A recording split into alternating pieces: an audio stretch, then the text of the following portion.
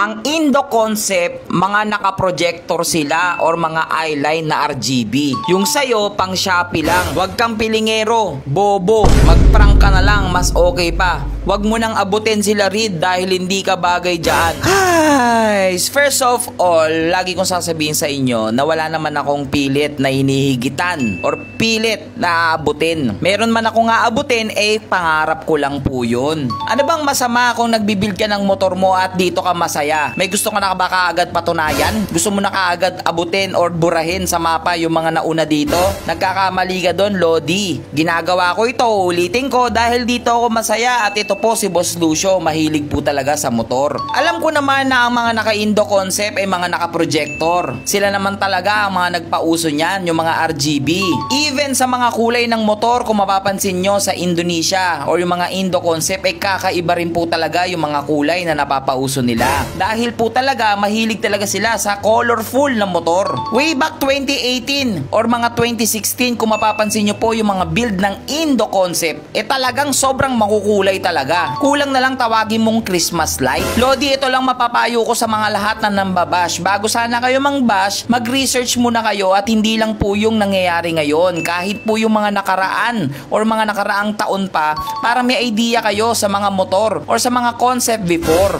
Babalikan ko yung sinasabi mong wag ko nang abutin sila Reed. Wala naman din po sigurong masama if ever lang nagustuhin kong maabot ang kagaya ni Boss Reed. Sino ba naman ang hindi magugustuhan maabot yung mga naabot ni Reed? Dahil isa po siya sa pioneer ng motovlogging dito sa Pilipinas. Kung mamasamain mo yon, wala na sa akin ang problema, idol. Baka nasa iyo na yon. Pero dahil dyan, balik tayo dito kay Lucy. Meron na naman tayo ikakabit dahil nilait mo na naman si Lucy. Dahil nagkukupalan tayo dito, eto mas kupal yung gagawin ko ngayon. Ay nako kayo, lahat na lang.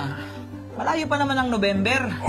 Ay yung December, para sa Pasko. Gusto mo na ng mga ilaw. Nilait kasi tayo boy. Hindi naman daw ganito yung headlight ng Indo. Projector daw yun. Alam ko! Wala akong budget Budget min lang. Yan lang muna at least, di ba? May nakita ako sa Indonesia, ganyan yung gamit niya. Pero talaga, ang majority talaga ng Indonesia, puro ilaw-ilaw yan. Marami. Alam ko. Ay, Diyos ko. Nilalait mo to? Oh, ganda naman Oh, ganda. Oy, binabas na nga ako. Ay, pamakisama. Diba? Yan, nakisama. Kasi, alam niya, inaaway niyo ako Kasi gumaganto yan, Gumaganto. Ganun yan, Pero, totoo ka naman, idol. Sa Indonesia, normally, lahat sila dito, nagbiblink yan. Ito, yung park light, nagbiblink talaga yan. Pero kasi, wala pa tayo nung alam na kayang gumawa Kung meron kayong marirecommend na kayang gumawa ng violet nito tapos mga ilaw-ilaw nito, papatag ako dito sa baba. Papagawa natin para yung basher na yan, tumahimik yan. Ay, nako. Anyway, meron na naman galing Indonesia. Ay, ayoko na sana Pero kasi, tignan mo malayuan, yung disc brake sa likod. Hindi rin masyadong kita Naisipin mo ito na yung nakakabit.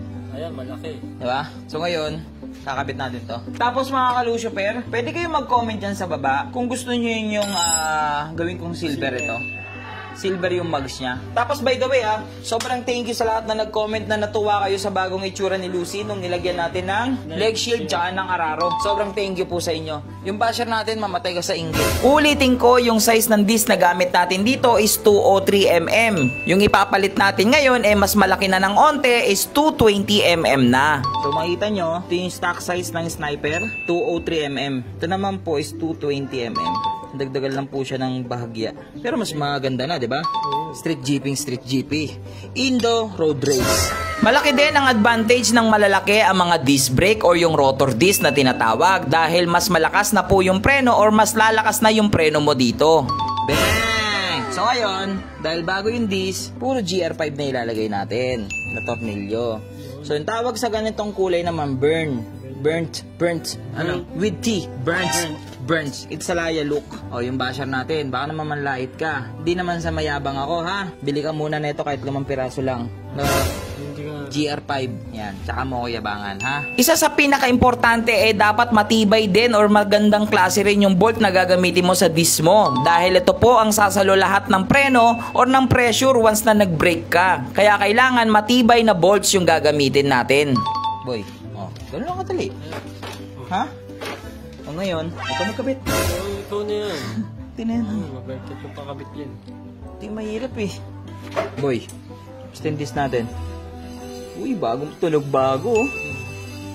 Free wheel check. Free wheel check. Eh, hindi pa mahigpit. Naman.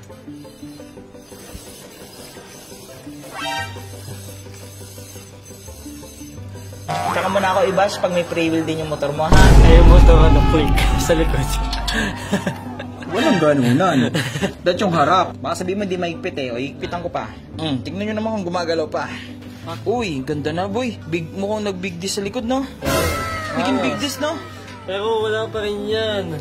Gusto ko nung basher, ilaw eh. Yung basher natin, ilaw. Kebita mo ng dis. Basher, ilaw. Okay. Hindi naman kausap. Pero mga ilaw galing sa PC mo. Ilaw? Ito na guys. Ano ba gusto mo? Ano bang ilaw gusto mo? Nasiset natin ito sa... Ganyan, ayun o. Yan ba gusto mo? Ano ba gusto mo? Lagay ko ito dito. Taga. Taga po lang ganyan eh. Gusto mo dito? Gusto mo dito? Pwede kahit saan, di ba? Pero syempre, di naman tayo engot. Ito tayo. Usong-uso sa TikTok to, boy. Gusto niyo ang ilaw, Ito, ilaw. Tsaka na. The bomb has been planted. Ha? bomb. Binabash niyo ako, Para makakita ako sa mga didikit. Iyate ko legit itong nakikita natin. Hey! Ano lahat na, ilaw. Hey! Yan. So may pecs. Yung ano, DIY. Hey! Hindi ko wala. Ayun, wala. Ano? Yun o. Indo. Ay.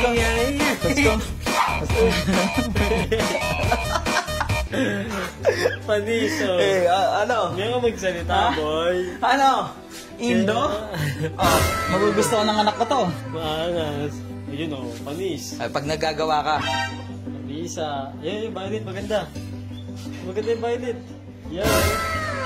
Ako si Gago. Patayin natin. Hey! Pwede ko pa liniwanagan.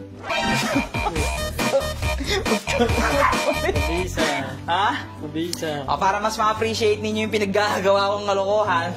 Yan, total, yung mga basher, kinukupal nyo ako. Ito, magkupalan tayo. Pakitaan mo muna kayo ng kapirasong montage. Tanya chere, tiki. Tanya lamos, tanya, ya kekor.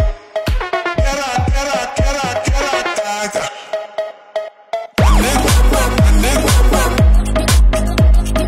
Tanya chere, tiki. Tanya lamos, tanya, ya kekor. Kera, taga.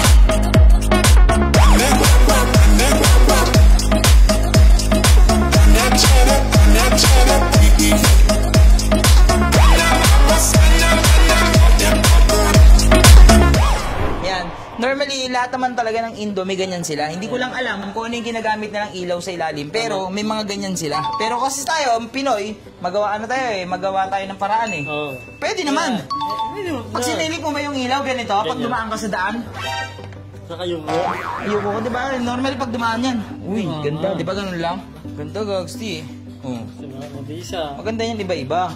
So yun, taka huli.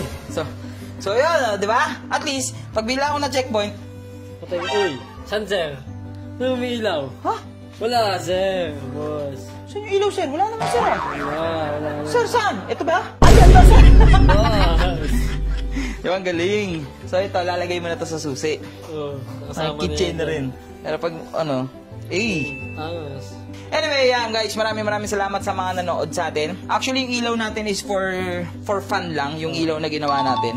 Pero talaga, ang pinakagusto ko dito is nakapagpalit tayo ng This. kasi mas lalakas na lalo yung preno natin sa likod. Sige, panaikot mo yan. O, di ba? Tapos, Kain. meron kayong, pakita mo, yung free wheel ulit, isa pa. Free wheelchair. Diba? Guys, isa sa pinakamahirap kumuha ng free wheel is free wheel sa likod. Ay, boy. Oo, talaga sa harap kasi kaya pa. Dati yung sa dati. Kasi sa harapan may sa likod may kadena. Oo nga. Diba? Sa harapan wala. Anyway, hanggang dyan na lang itong video natin. Maraming salamat sa inyo.